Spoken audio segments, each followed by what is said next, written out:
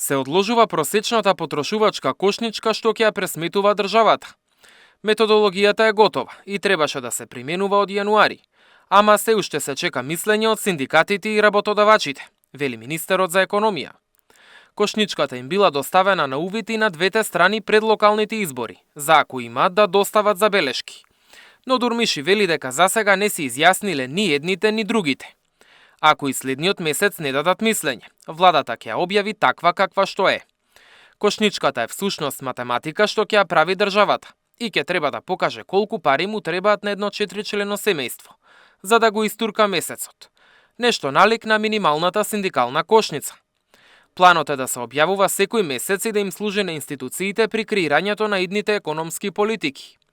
А додека почне пресметката за време на новогодишните и божикните празници, мерки за цените ќе нема, но ќе има засилени контроли. Пазарна инспекција е на терен и прави контроли.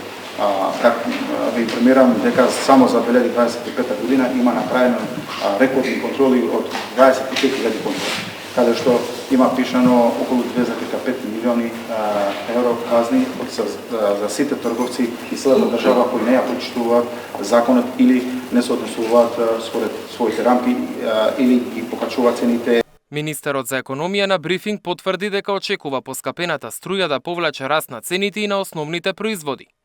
Тоа е нормална појава, рече Дурмиши. Вчера регулаторната комисија одлучи струјата од 1 јануари да поскапи од 2,45 до 3,84%, што на просечна сметка по блокови ќе значи скок од 57 до 900 денари. Мартин Арсов, Сител телевизија.